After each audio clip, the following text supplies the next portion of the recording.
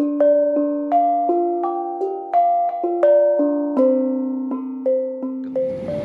basically, the traditional Malay house is one of the richest components of Malaysia's cultural heritage, designed and built by villagers themselves. It manifests the creative and aesthetic skills of Malays, and this is a near perfect house form which is appropriate to local climatic conditions and expresses the way of life of its inhabitants. So the house is extremely well designed to suit the warm and humid Malaysian climate and for the multifunctional use of space.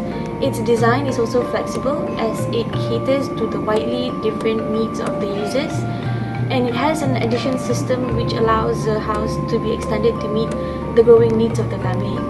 So basically the house form, the traditional Malay house is a timber house raised on stilts. It's basically a post and intel structure with wooden or bamboo walls and thatched roof. Windows are plentiful, lining the walls and providing good ventilation and views of the house.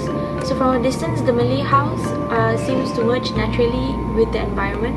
The roof, which is large, dominates the low walls and the open, stilted bottom of the house. The juxtaposition of the roof, which with different sizes and at different orientations, creates an interesting visual form.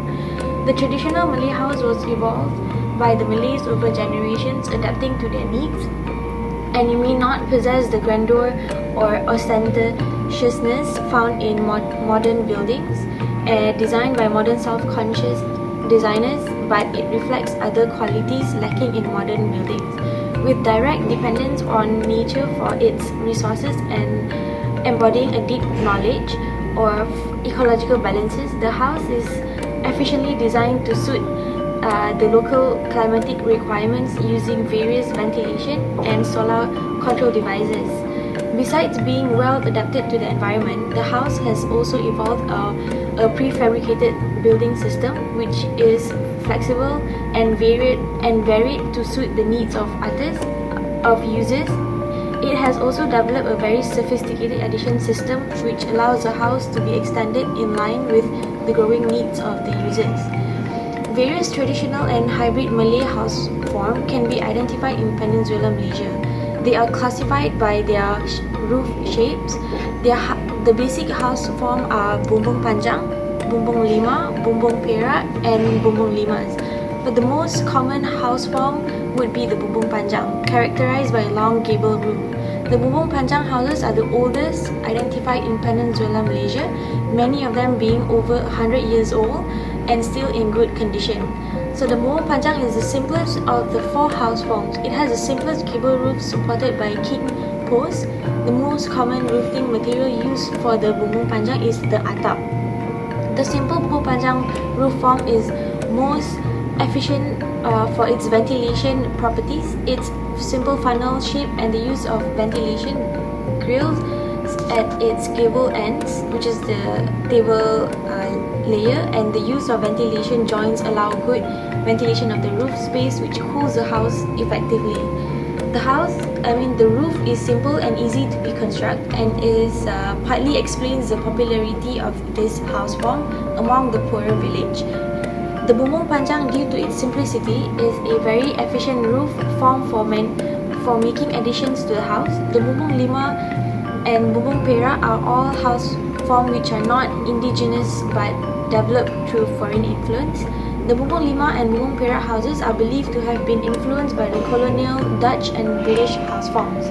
The bumbung lima house has a hip roof, and the bumbung perak house has a gambrel roof, and the bumbung lima's house has a pyramidal roof.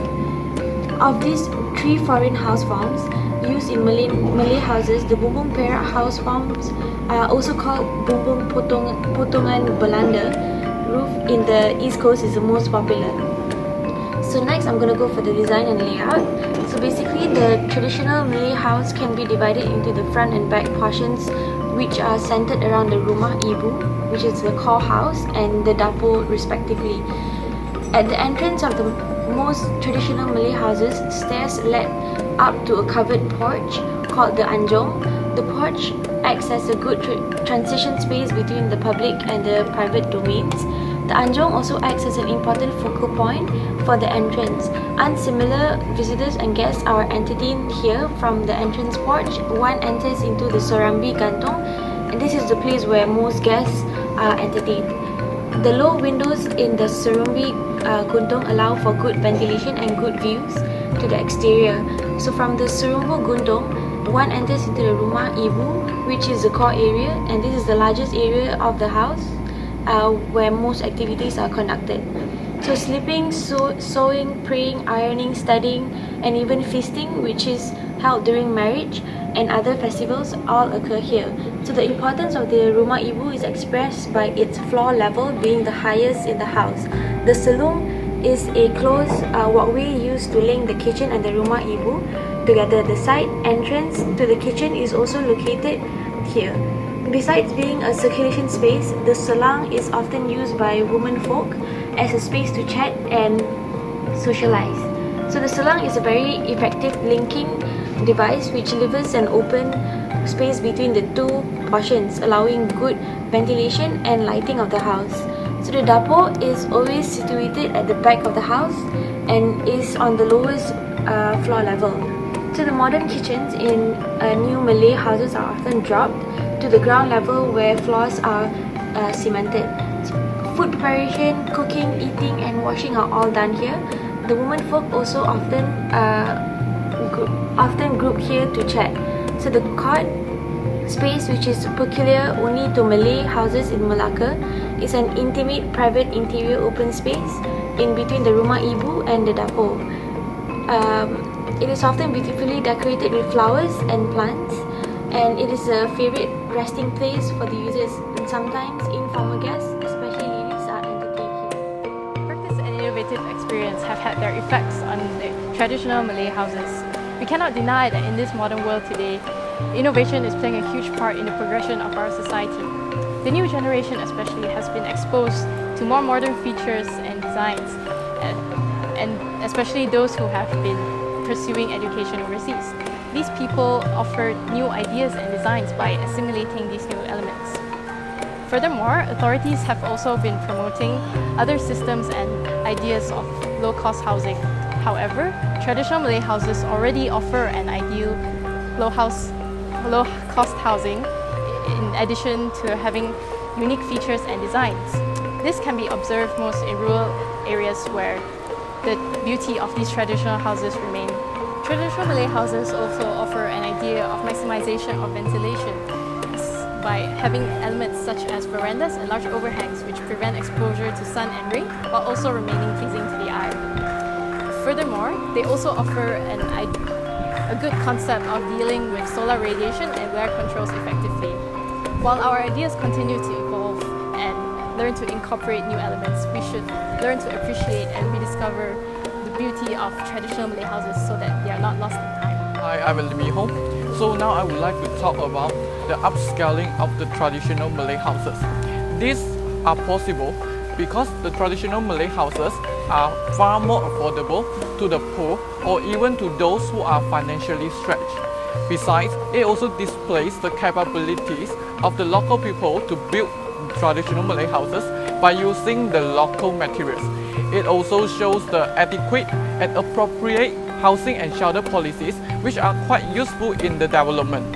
However, their existence are threatened because of the sociological, economy, and the environment changes. In order to get rid of these obstacles, certain solutions are needed, but these solutions needed a commitment and will in promoting the traditional Malay houses by using the concrete and the effective governmental policies.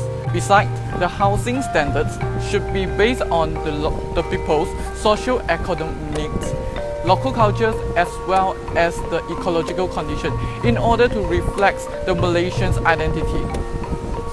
Now, let's talk about the diminishing materials and skills of traditional Malay houses. As you can know, there are three major elements of traditional Malay house that are changed throughout the years, which is the windows, the roof, and also the stilts. Majority materials that are used for traditional Malay houses are timber, because previously it was very cheap and it was high quality. But now it's very expensive and it is considered high and fashionable materials. traditional Malay houses reflects high degree of skills and expertise of its local craftsmen and also expertise. They just use basic tools that produce intricate joinery and also delicate carvings. I'm going to talk about the threats of building bylaws. It requires building plans being drawn up and approved by local authorities before a house can be built. Such plan will have to be done by architect, which only small number of architects in Malaysia know well about the structures and designs of traditional Malay houses. Traditional houses users and carpenters build house according to their experiences instead of plans. This concept goes against the traditional principle where the users control the design and constructions of the house. This bylaw threaten the continued existence of traditional Malay houses and also traditional craftsmen, carpenters and other artisans who are involved in the building of traditional Malay houses.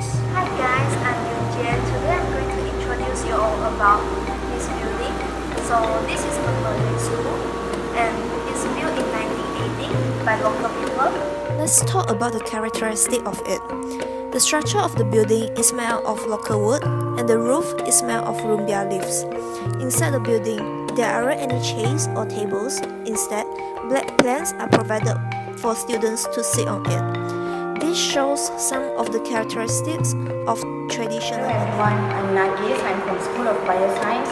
I want to talk about the problem faced by the Malay house and how they overcome it. The traditional house is undergoing many changes and its peace is the constant threats in its continuous existence. Economics and social culture values promoted by the modern development are making a strong impact on the Malay traditional house. The local building material and coherent designs for the traditional house being replaced. For example, unsuitable use of the modern material. The use of the modern material like zinc, cement, brick has significantly changed Malay house form. For example, zinc material which helps to maintain the temperature inside of the house.